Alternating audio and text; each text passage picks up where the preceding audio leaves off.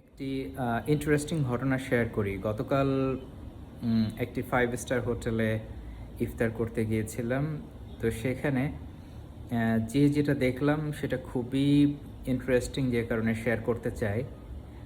এর আগে যখন রমজান মাসের আগে যখন আমরা সেখানে কখনো হয়তোবা ডিনার করতে গিয়েছি বা কখনো কোনো অফিসের প্রোগ্রামেও গিয়েছি, তখন দেখা গেছে যে বাফেট পার পারসন করে তারা চার্জ করতো $45 করে পার পারসন চার্জ করতো। এখন গতকালকে যখন ইফতারি করতে গেছি, ইফতার এবং ডিনার, সেই হিসাবে আমি হিসাব করে দুজনের জন্য আমি পেমেন্ট করেছি $100 মতো। এরপরে কিছুক্ষণ পরে তারা দেখি আমাকে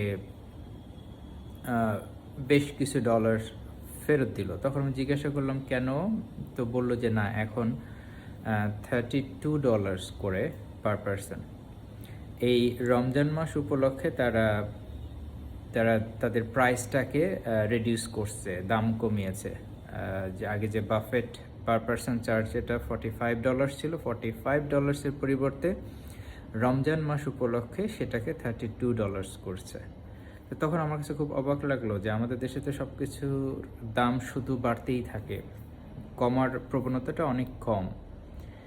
এরা কিন্তু মুসলিম না, বাট তারা এই পবিত্র মাস উপলক্ষে যারা রমজানে রোজা রাখে, তাদের সম্মানার্থে এই পবিত্র মাসের পবিত্রতার কে সম্মান রেখে তারা আসলে এই প্রাইসটাকে নির্ধারণ করছে।